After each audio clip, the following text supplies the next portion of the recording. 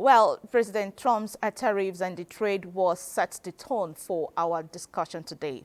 Shortly after returning to the White House, Trump slammed 10% duties on all Chinese imports. China responded with 15% duties on coal and liquefied natural gas products and a 10% tariff on crude oil, agricultural machinery, and large engine cars imported from the U.S. Now, the latest is this 25% levy on aluminum and steel imported into the United States. And China has also retaliated in what has been described as a trade war. What's truly at stake? We are being joined by Dr. Ken Ukaoha, the Director General of the West African Institute for Trade and Agricultural Development, WAITAD, and President of the National Association of Nigerian Traders. He joins us via Zoom from Accra, Ghana.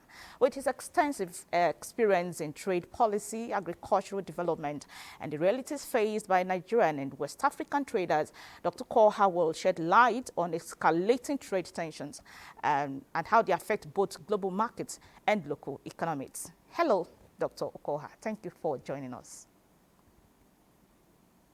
Thank you very much. Good morning. All right. Could you start by outlining concerns, if any, that Nigeria should have given the ongoing tariff exchanges by U.S. and China?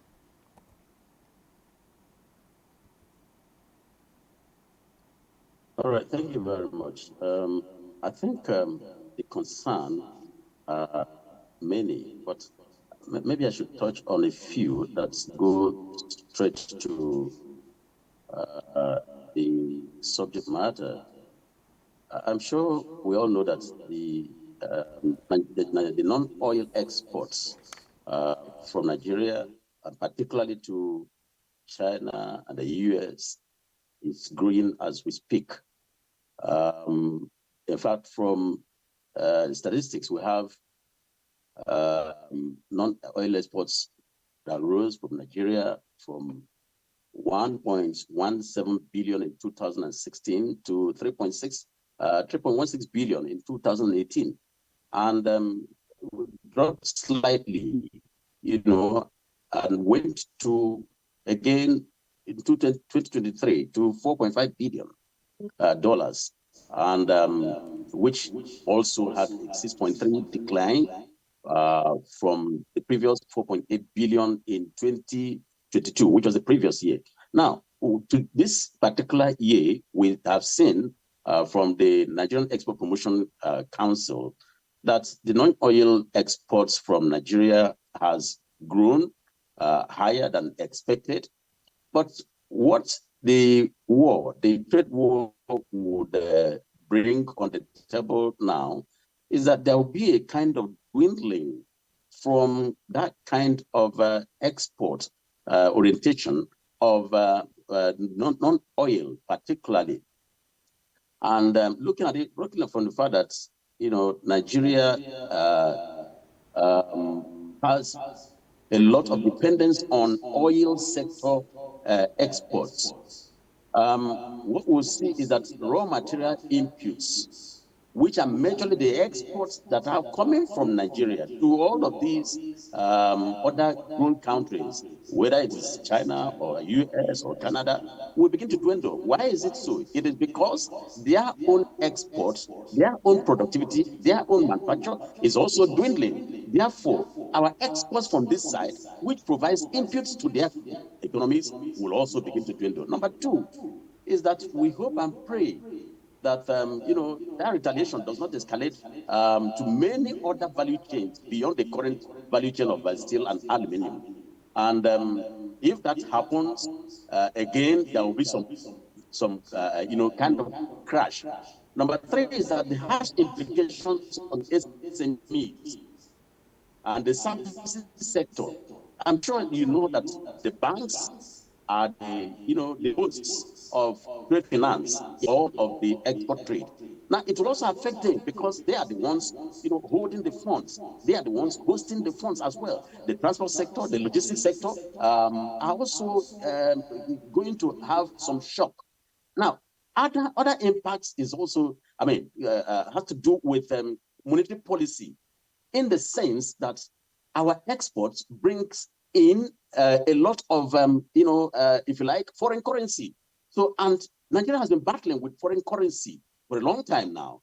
And you can see the dollar naira parity and how it is struggling. The country has been struggling to get all of these, checks. But if there are no exports, the value of the dollar that will be coming in will begin to dwindle again. And that will bring some shock on that particular monetary side. One other challenge I must talk about here is that, with this, with what is happening, both parties, I mean, from other parties as well, beyond China, US, and then moving to Canada and other. Why? Because they are going to start looking for market spaces where they can also, in this case now, dump. In this case, extend their, export markets. And if that happens, we will also have some kind of shocks within that line of, thinking. These are some of the things that will be happening. And this should show concern for Nigeria. Thank you. All right.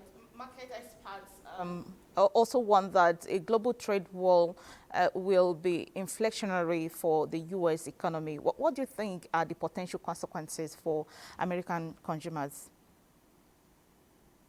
Well, you can see, for instance, I give you a statistics. About 270 companies of Chinese origin are producing in the US market. And in this particular sector, this aluminum and steel sector, what will happen is that their own, the employment over there, in fact, the Asian US Chamber has noted that over 1 million employment will be dropped. Job will be dropped. Moreover, the welfare package, which comes from exports, will also have shocks. Number 3 is that there will be a kind of multiplication of dispute settlements, and all of that will be coming up at the multilateral level. And this is not what anybody will pray for. And once it begins to happen, it also begins to touch every other country. In particular, the small countries, which are third parties. These are reasons why this must be avoided. If there is anything that could be done, the retaliation measures is not the best for trade, it's not the best for growth. And if care is not taken, the world is going to notice a very serious global economic shock arising from all of this. Not only the US, not only the Chinese, not only Canada as you speak, not only Mexico, but particularly the small countries. That's where I have my fear. The little countries. Why? Because these little countries are domiciled, are where the SMEs are domiciled, that are adjunct to export of raw materials to these countries that are producing and exporting to it in a larger scale. So that's the fear. All right. So what's your assessment of the dynamics at play in this potential trade war? Who stands to gain and who stands to lose? Everybody's a loser. I must tell you, a lot of people have said, America would, gain. There's nothing wrong in, America having the policy of me first. That's not, diplomacy goes that way. But I think that perhaps the nature of Mr. Trump is that he will just shake the table, and then people will be forced to come to the table for negotiations. And that's the way sometimes to go about this. But if the negotiations does not happen, what's the plan B?